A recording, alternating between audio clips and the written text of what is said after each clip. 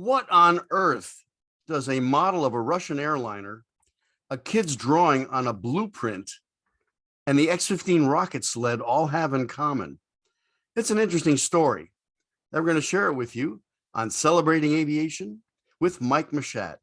Revisited, a new feature where we take a program that we did very early on in the history of the channel. Not many people have seen it. We're going to master it digitally and bring it to you with new images and new content, and we think you'll enjoy it. So let's get started. How many of you out there were this kid? I sure was. And I know there's a whole bunch of Max's glue troopers from Max's Models, best modeling channel on YouTube, who shared this moment of staring at the window of a hobby shop and dreaming of building one of those kits. Look at the stuff in that window. My gosh. Inside the store, the boxes look like this: bright colors, lots of cool airplanes, cars, ships, you name it. And to improve sales, the model manufacturers introduced a series of model contests in the 1950s and 60s. Let's take a look. This is one of the first. Ravel's Win a Free Trip to Disneyland. It was on their their United Airlines Douglas DC-7 airport set. And you and the whole family would win an all-expense paid trip to California. I thought it was interesting that this was on a United Airlines model because the official airline of Disneyland was TWA. But that's another story. Well, here's how it worked. You filled out the entry blank and you sent in the end panel from a Ravel kit, or a reasonable facsimile, as they used to say. And you'd fill out the entry blank, and then the idea was to complete the last line of this jingle. You ready? The new toys of plastics are my favorite kind. Their bright colors make them easy to find. They're smooth and they're tough, as real as can be. Gosh, I wish all the models were free. Nah, that's not going to work. Well, now we're into the 60s and us modelers are growing up. We're getting into cars. And so Ravel sponsored the annual National Open Custom Car Contest, judged by Ed Big Daddy Roth, who designed a number of custom cars that were made into Ravel models, and this guy, the Rat Fink. I mean, think about it. Having Ed Big Daddy Roth judge a custom car model contest would be kind of like having Paul McCartney judge your high school songwriting contest. It's like, really? But it worked. They sold a lot of models. By 1965, we were in space. The Gemini program was going strong, and we were on our way to putting a man on the moon. This is Ed White making the first spacewalk out of a Gemini capsule, and Ravel commemorated that with their kit. Beautiful Jack Lenwood cover. Well, guess what? You could win a full-size Gemini spacecraft. You're probably scratching your head. Where did they get this? This was a full-size mock-up built by McDonnell in St. Louis as a promo and test item. They no longer had use for it, so they made it available to Ravel, and they built a contest around this. Now, think about it. What would you do with something like this? Where would you even put it? Well, there was a proviso that if you won the capsule, you had to donate it to a museum in your hometown or close by. The consolation prize, get this, every Ravel kit ever made. Not too shabby. But wait, there's more. The winner would have his Gemini capsule delivered in this airplane, the Aerospace Line's Pregnant Guppy, which would fly into your home airport, and you would meet it and get your picture in the paper. And it was all this hype about what was going to happen when you won the capsule. Well, the kid that won the contest lived near Portland, Oregon, and his capsule was delivered by train. But he donated it to a science museum near Portland. There it is. And again, they sold a ton of models. By the 70s, and the emphasis was shifting in a new direction. We were concerned about the environment. There was all sorts of new interests. And so for modelers, Ravel introduced endangered animal species. Yeah, I know. Different flow back in those days. But they had a contest where you would build a diorama using these kits. And the grand prize was a African safari for two and a 10-speed racing bike. Well, let's dial the calendar back to 1959. There was a lot of cool stuff going on back then. This is what a Cadillac looked like in 1959. The first jet airliners were in service. January of that year, American launched their 707 coast to coast, and TWA followed in March.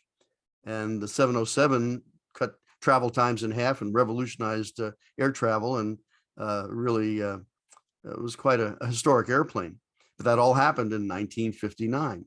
And then there was this, the North American X15, a hypersonic space plane. It was a really radical concept, and the next step in flight test and space exploration. The initial version was powered by two small XLR-11 rocket engines, the same motor that powered the Bell X-1 that Chuck Yeager flew through the sound barrier. And this was just to get the airplane airborne. The big engine it was designed for wasn't ready yet when the airplane was ready to fly. So we'll see how that turned out a little later. The pilot for the X-15 was Scott Crossfield, a former NACA record setter. He was the first man to fly Mach 2 in the Douglas Skyrocket. And he left NACA for North American to head the program.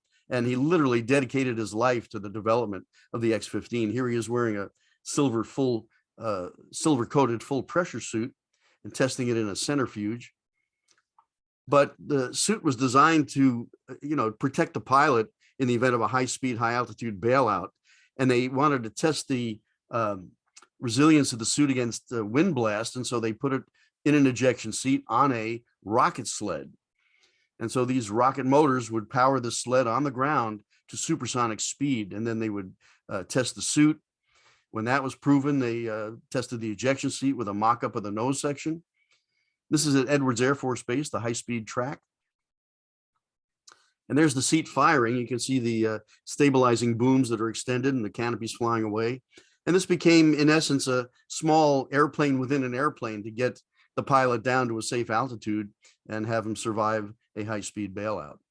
It's pretty exciting stuff. We'd see this on TV or in the movie newsreels. And it was exciting, and couldn't wait to get involved in aerospace. The first glide flight of the X-15 was June 8th, 1959. And that same month, Aurora Models introduced their Dream Kit contest. So easy to win. You just tell them what model you'd like them to make. It was a neat concept. All you had to do was send in an entry blank, and you could win one of these prizes: a new car, a speedboat, a canoe that was Boy Scout approved, love it, pool table, cameras, tape recorders, 300 prizes in all. So here's the entry blank. You just fill out your idea, and being inspired by the X-15 that year, I said a rocket sled. My dad typed up the entry blank, and we sent it in, and all you had to do was send in the end panel of an Aurora kit or a reasonable facsimile. This was the model that I chose.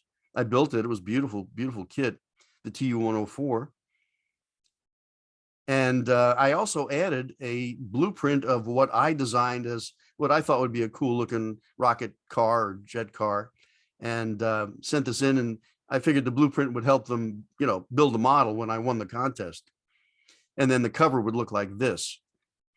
And then when they built the model, they'd have to build the real thing. And Republic was only 10 miles away from the Aurora plant in West Hempstead. So they'd build the real thing, and I'd be promoted to chief engineer and program manager, and I'd have a career in aerospace. It would be wonderful. And we'd get Scott Crossfield to drive the car. What could be better than that? Oh, I woke up. Well, a couple of days later, this letter arrived in the mail. I had won 22nd prize in the Aurora Dream Kit contest, a pool table. There was just one little problem. Here's the packing slip. The pool table was delivered. We lived in a 3-story walk-up apartment on Long Island, and we couldn't even get that thing through the door. I mean, we left it out in the hallway, put an ad in the paper, and sold it. And well, they didn't make my model kit, obviously, but I got to convert a 98-cent model of an airliner into a $125 racing bike after we'd sold the pool table. So I think it worked out okay. Oh, and the X-15, Well, it went from the XLR 11 engines, which produced 16,000 pounds of thrust, and it got the big engine, the XLR 99, which put out 57,000 pounds of thrust. The thrust to weight ratio was just about 1-to-1, and this is what propelled the machine to Mach 6.7 and 354,000 feet. The X-15 became the most successful flight test program ever. And so when Aurora made the X-15 model with this stunning cover by Jack Lenwood, you know what? I guess this was the dream kit. And there you have it. A look at marketing back in the day, the model contests, the great model manufacturers, and a little insight into what it was like to be a kid in the 50s and 60s, dreaming of a career in aerospace. Special thanks to some wonderful folks who made this possible. Craig Caston for the concept, the late Craig Cadera, and Howard Goldstein, who was Ravel's art director in the early 1960s and have supplied a lot of the material that you saw in the presentation. So thank you for celebrating aviation with Mike Machette. I hope you enjoyed this episode. If you haven't subscribed, we'd love to have you on board. Please do hit the like button on your way out. We'll be bringing lots more content in the months and years ahead, we hope. So as always, until next time, take care.